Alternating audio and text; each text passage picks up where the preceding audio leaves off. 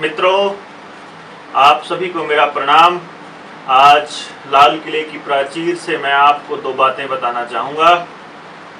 वो सब कुछ आपसे जुड़ी हुई बातें हैं। सबसे पहली बात जो मैं आपको बताना चाहूँगा कि मैं आज के माहौल पर बात करता हूँ। माहौल ये है कि मैंने पूरे भारत में एक पूरा बहुत बड़ा वर्ग जो है गिल्टी कॉन्शियस से ग्रसित कर दिया है।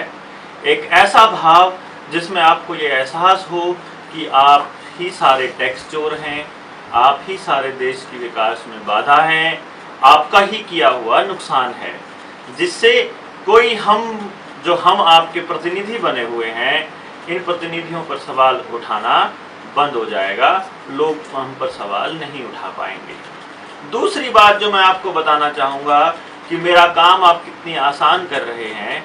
मेरा 25 साल इस भारत पर राज करने का सपना आपका वोट करने का तरीका अपने आप डिसाइड कर रहा है।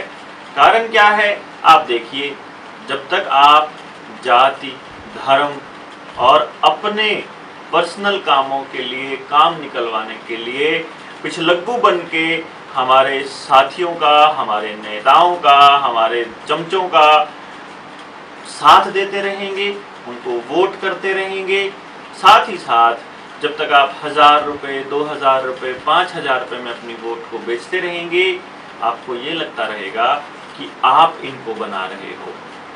अगर आप सोचिए, एक कैंडिडेट का 5-10 करोड़ रुपया अगर एक इलेक्शन में खर्च हो भी गया तो क्या फ़र्क पड़ता है, क्योंकि आने वाले 5 साल में आपके ही दिए हुए टैक्स से उसने 500-700 करोड़ रुपया बना लेना है। तो दोस्तों, आपका इन सब बातों को जाति के नाम पर, धर्म के नाम पर वोट करने के लिए बहुत बहुत शुक्रिया। और तीसरा, मैं आपका धन्यवाद करना चाहूँगा कि मैंने जो सोचा था, इस देश में एक ऐसा माहौल बन गया है कि देश सोचता है कि मेरा कोई विकल्प नहीं है। विकल्प, क्योंकि आप क्या समझते हैं कि सिर्फ नेता ही विकल्प होता है जो सुप्रीम पावर है। जब कभी प्रधानमंत्री पद के दावेदार नहीं हुआ करते थे, उन दिनों में कौन सा प्रधानमंत्री नहीं चुने गए, और उस वक्त के प्रधानमंत्रियों ने देश में माहौल हमेशा शांति का ही बनाए रखा है।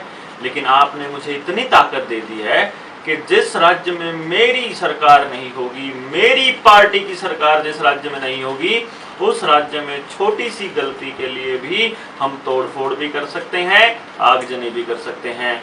लेकिन मेरे पार्टी की सरकार जिस राज्य में है, वहाँ चाहे लोग मरते रहें, वहाँ चाहे नौकरियों के नाम पर घोटाले होते रहें, चाहे चावल के नाम पर घोटाले होते रहें, चाहे टॉयलेट के नाम पर घोटाले होते रहें, चाहे मैं किसी भी बड़े बिजनेसमैन को 9-10 हज़ार करोड़ रुपया दे करके दूसरे देशों में भेज दूं, मुझ पर सवाल उठा नहीं सकते, क्योंकि मेरे आदमी ही सिर्फ राष्ट्रहित में काम करते हैं, बाकी सारे के सारे देशद्रोही हैं, और कोई विकल्प मेरा मौजूद नहीं है। क्योंकि आपको तो मालूम ही नहीं है कि विकल्प आपके बीच में से दिया जाता है, लेकिन यहाँ तो हम चुनकर भेजते हैं।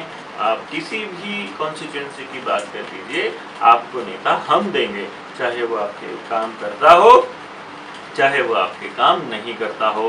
तो मित्रों, इस तरह से मुझे मजबूती देने के लिए, अपनी बेवकूफ़ियों को छिपा करके सब कुछ मेरे ऊपर डालने के लिए मैं आप सभी का धन्यवाद करता हूं, और मैं ये उम्मीद करता हूं कि आप सभी की ये बेवकूफ़ियां जारी रहेंगी, आप सभी की ये कमज़ोरियां बनी रहेंगी, आप सवाल पूछने लायक कभी बन ना पाओ, आप ये पूछ ही ना पाओ कि सिर्फ मेरे बेटे को क्यों, इसके बेटे को भी नौकरी मिले, सिर्फ हमें ही क्यों, सबको मिले। जो हो तो सबके लिए हो, जो ना हो तो सबके लिए नहीं, क्योंकि आप में इतनी समझ नहीं है। इसीलिए आप सिर्फ इतना समझते रहिए कि जो भी मेरा विरोध करेगा वही राष्ट्रद्रोही है, वही देशद्रोही है। तो आप ऐसा बातें फैलाते रहिए, देश को जागृत होने मत दीजिए। और मैं भगवान का अवतार, भविष्यवाणियाँ पहले हो चुकी हैं, मैं इस देश पर 25 साल शासन करके आपको ऐसा बना दूंगा कि जिस तरह की ज़िंदगी आप जी रहे हो, इससे बुरे हालात में भी अगर आप रहे तो राष्ट्रहित में वो भी आप उस चीज़ को भी स्वीकार कर पाओ। और इसीलिए मैं आपको दोबारा से फिर से स्वतंत्रता दिवस की आप सभी को बधाई देता हूँ। नमस्कार मित्रों।